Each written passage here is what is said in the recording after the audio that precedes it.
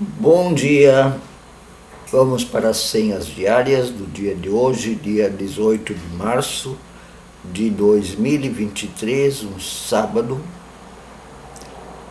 25º dia na quaresma e faltam 22 dias para a Páscoa, ou 20 dias para o início do tríduo pascal na sexta-feira da Paixão. 20 dias para a sexta-feira da Paixão, 22 dias para a Páscoa. Não se pode desligar a sexta da Paixão do domingo da ressurreição, né?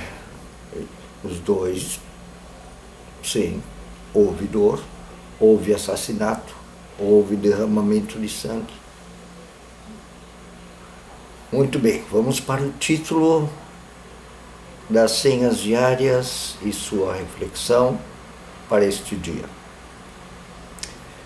Seja a ética de Jesus o caminho de nossas vidas.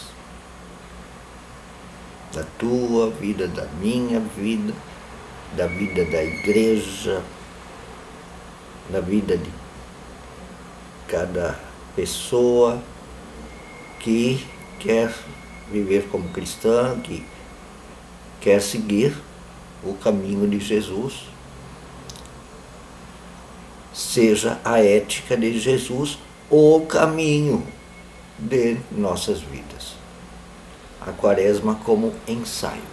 Podemos usar esse período da quaresma, claro que nós já ensaiamos outras vezes, mas para ensaiar mesmo, quem sabe fazer uma proposta, um desafio, ver como anda a ética de Jesus na sua vida, não a moral da igreja, a ética de Jesus.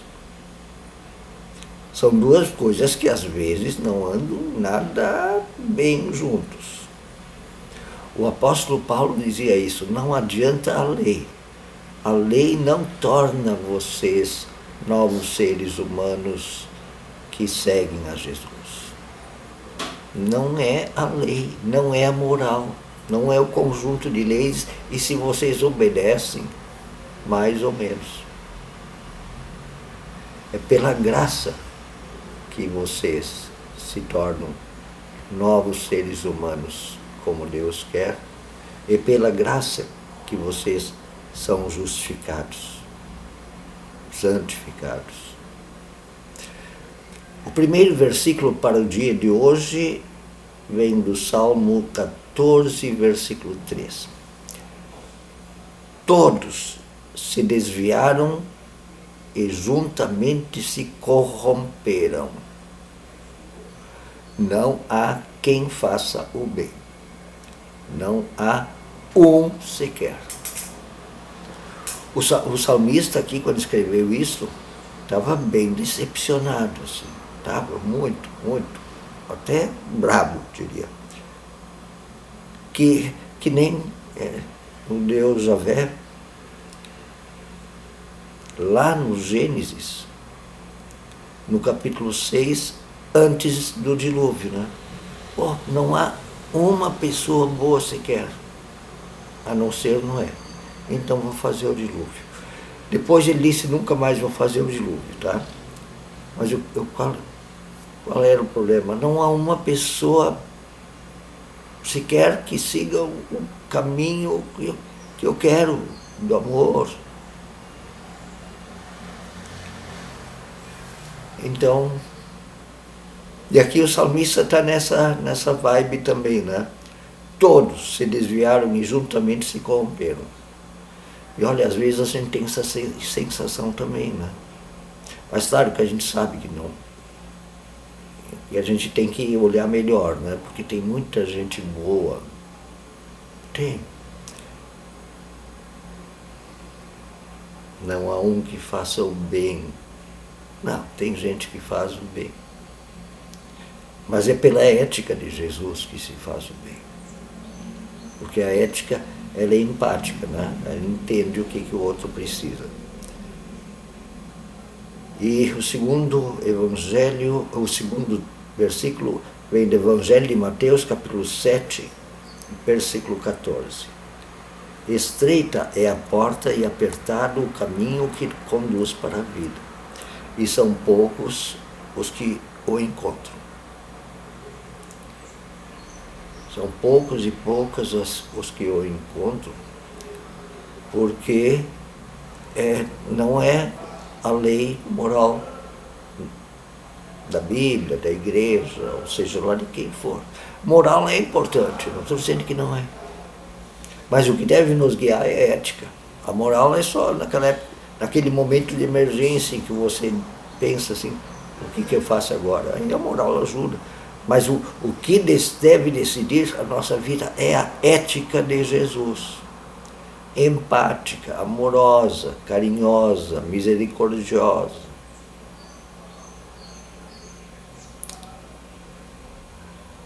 Então, isso às vezes isso é mais estreito do que a moral. Embora pareça o contrário. É mais estreito. Porque aí você tem que ouvir outra pessoa, não tem uma resposta pronta. E às vezes outra pessoa quer uma coisa bem específica de você.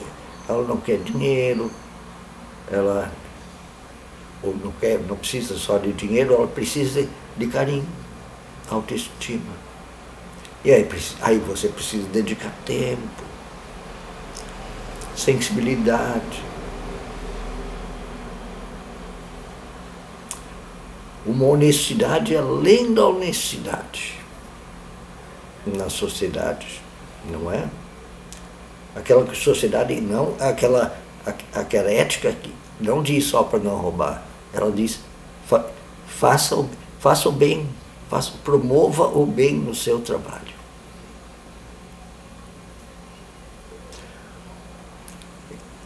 A oração vem do teólogo Karl Barth. Ele faleceu faz muitos anos, acho que na década de 60, 70.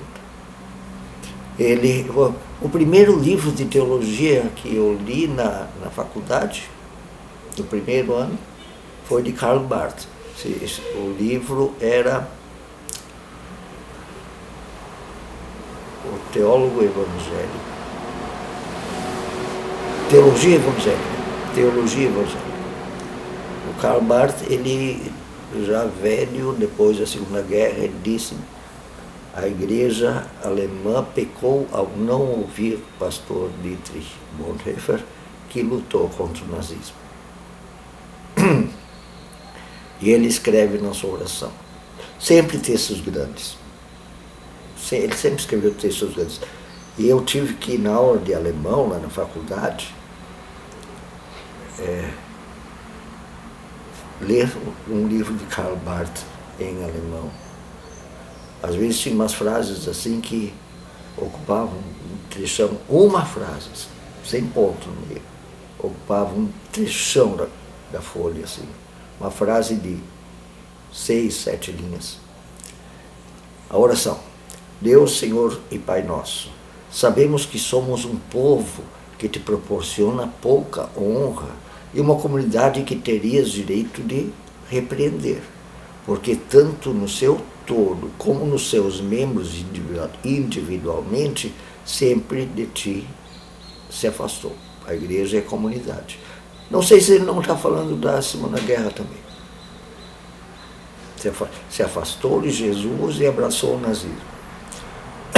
Ainda assim nos convidas para a tua grande misericórdia.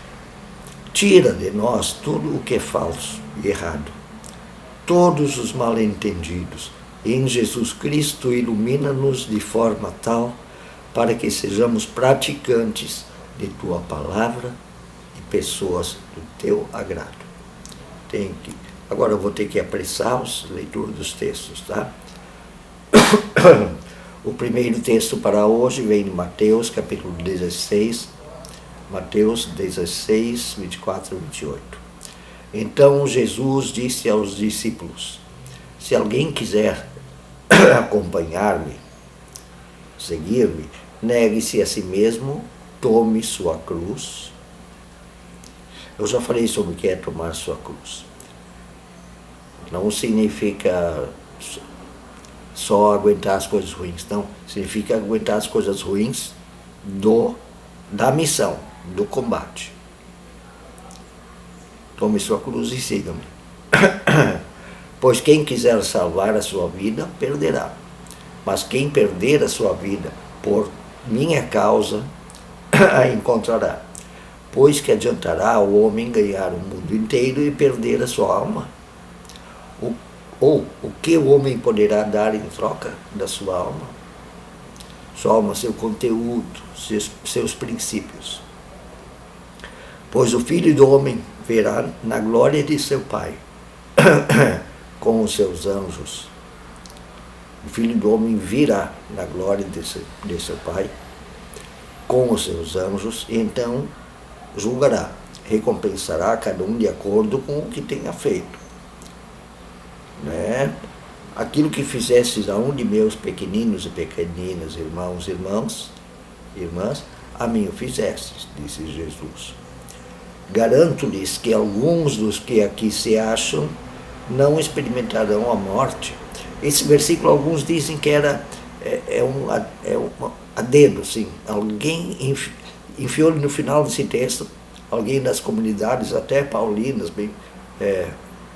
não foi de Mateus esse versículo. Mas eu acho interessante colocar ele. Mas eu digo, não aumentem ele no texto. O texto vai, pois vocês têm que estar prontos para tomar meu partido em toda a vida, tomar sua cruz. Não experimentarão a morte, esse é o 28, antes de verem o Filho do Homem vindo em seu reino. Mas também é o seguinte, o julgamento de Deus, o justo e o errado, ele está acontecendo pelas suas e nossas atitudes. A gente está dizendo se a gente segue o caminho de Cristo ou não. E o segundo texto é Romanos 10, 5 a 13. Moisés escreve desta forma a justiça que vem da lei. O homem que fizer essas coisas virá por meio delas.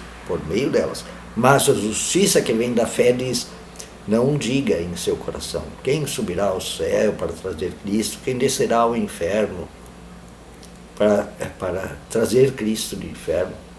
Mas o que ela diz, a palavra está perto de você, não precisa ir buscar no céu, no inferno e sei lá onde, em outros lugares espirituais, sei lá. A palavra está perto de você, está em sua boca, em seu coração. Isto é a palavra da fé que estamos proclamando, que estamos vivendo. Se você confessar com a sua boca que Jesus é o Senhor e crer em seu coração que Deus o ressuscitou dentre os mortos, então você está fazendo a coisa certa e será salvo. Com o coração. Pois com o coração se crê para a justiça e com a boca se confessa para a salvação. Como diz a Escritura, todo que nele confia jamais é envergonhado. Não há diferença entre os judeus e os gentios, e gregos, romanos, pois o mesmo Senhor é Senhor de todos e abençoa ricamente todos os que o invocam de caminho, no seu caminho. Porque todo aquele que invocar o nome do Senhor será salvo. É Jesus o caminho. E o amor, às vezes, é difícil. Ele tem que ouvir o pequeno e a pequena, servir ao pequeno e a pequena. E ser mais do que moral. Ser ético em tudo o que faz, em tudo. Não só para se desviar do mal, mas para promover o bem. Um bom dia.